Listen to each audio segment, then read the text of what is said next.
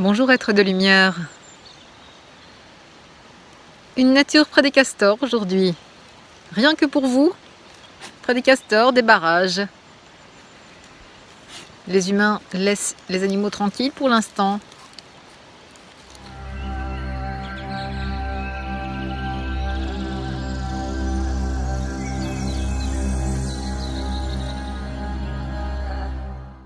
Chyawanprash, la confiture de jouvence traditionnelle indienne qui se consomme dans les familles indiennes depuis 2000 ans. C'est un fortifiant ayurvédique remarquable qui booste notre système immunitaire. C'est dans le Charaka Samhita, qui est un texte fondateur de l'Ayurveda, la médecine ayurvédique, que l'on trouve la recette et la légende à l'origine de Chyawanprash.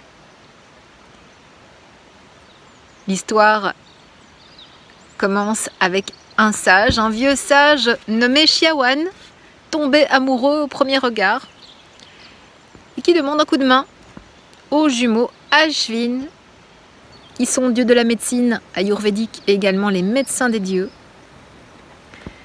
Chyawan demande donc aux jumeaux un coup de main pour obtenir les grâces de la belle. Les jumeaux lui ont confié le secret d'une recette, d'une marmelade miraculeuse de jouvence qui lui permit de retrouver sa jeunesse et de conquérir le cœur de sa belle. Au fil des siècles et des régions, la recette s'est légèrement modifiée avec 40 ingrédients de base, 36 plantes médicinales et 4 adjuvants qui favorisent l'assimilation des ingrédients. Nous avons parmi les ingrédients notamment amla, une sorte de grosse groseille indienne qui contient 20 fois plus de vitamine C qu'une orange. On trouve aussi du pipali, une variété de poivre allongé qui a une action sur le système digestif et les voies respiratoires. L'aritaki, une baie aux vertus digestives remplie d'antioxydants. La liste des propriétés du Chyawanprash est surprenante. C'est utilisé comme fortifiant en cure. On peut y avoir recours en cas de problèmes digestifs, la nausée, les flatulences, les crampes intestinales, certains troubles respiratoires comme la toux. Le Chyawanprash a des vertus aphrodisiaques et un rôle dans la normalisation du cycle menstruel. Le Chyawanprash calme les tempéraments nerveux et anxieux. Les palais occidentaux trouveront parfois le goût un peu fort. La quantité est d'environ une cuillère à café le matin et une le soir s'il s'agit d'une cure.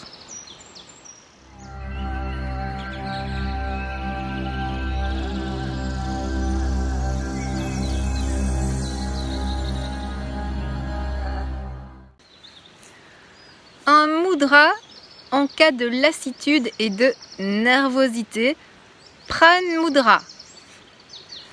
Nous fléchissons le pouce, l'index et le majeur, les extrémités des doigts se touchent, l'annulaire et l'auriculaire sont tendus et se touchent.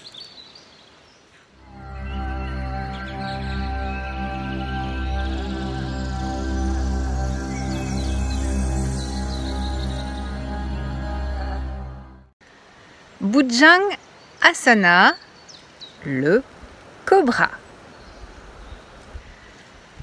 Nous sommes sur le ventre, le menton au sol, les mains de part et d'autre des épaules.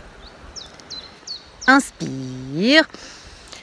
Nous redressons le buste sans pousser sur les mains, les coudes sont contre le corps. Le menton bascule vers le haut, la tête bascule vers l'arrière, le regard est tiré vers le ciel et nous respirons profondément dans la posture. Pour éviter la tentation d'appuyer sur les mains, nous pouvons les soulever légèrement du sol.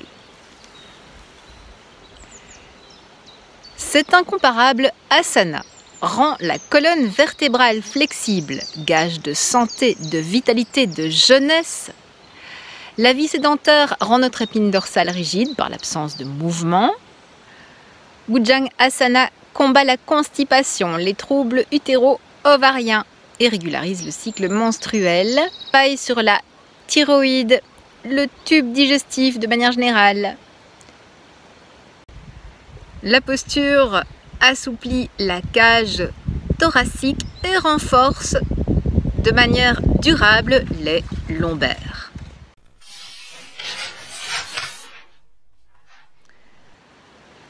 La peur de la mort offre un exemple de barrière émotionnelle.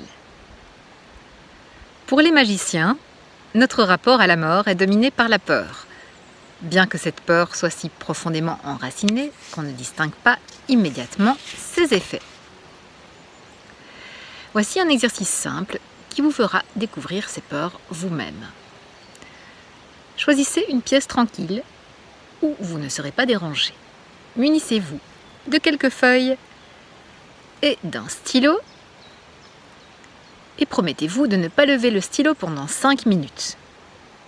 Commencez la phrase par « Je n'ai pas peur de » et laissez votre inspiration vous dicter la fin de la phrase. Toujours sans lever le stylo. Écrivez à nouveau cette même phrase en commençant par « J'ai peur de » et écrivez sur la feuille la fin qui vous vient à l'esprit. Tout en procédant ainsi, inspirez et expirez lentement, régulièrement, sans pause. On appelle parfois cette technique respiration circulaire, parce que l'inspiration et l'expiration s'enchaînent. Cette manière de respirer est considérée depuis fort longtemps comme un moyen de contourner les inhibitions de l'esprit conscient. Sans cette technique, il serait beaucoup plus difficile d'atteindre la peur inconsciente. Tout en respirant circulairement, répétez plusieurs fois l'exercice consistant à achever cette même phrase « J'ai peur de » sans lever le stylo de la feuille. Une fois que vous aurez libéré l'expression de vos peurs cachées, il se peut que vous ayez du mal à vous arrêter. Si vous faites cet exercice librement, en laissant simplement vos pensées s'exprimer sans essayer de les contrôler, vous découvrirez de nombreuses associations étranges et imprévues avec la peur. Et ces peurs inattendues susciteront d'autres émotions, la colère, la tristesse et un grand soulagement. Peut-être même verserez-vous des larmes jusqu'alors refoulées. Laissez remonter tout cela sans jamais interrompre votre respiration et sans lever la plume du papier jusqu'à ce que vous en ayez assez. Si vous commencez à vous sentir trop mal à l'aise, arrêtez. Après l'exercice, il est utile de s'allonger et de se reposer pour retrouver son équilibre intérieur normal. C'est surtout efficace la première fois, mais il peut être répété à volonté. D'ici la joie d'être à nouveau en contact avec vous, je vous souhaite tout le meilleur, de la joie, de la sérénité et du plaisir. D'ici la fois prochaine.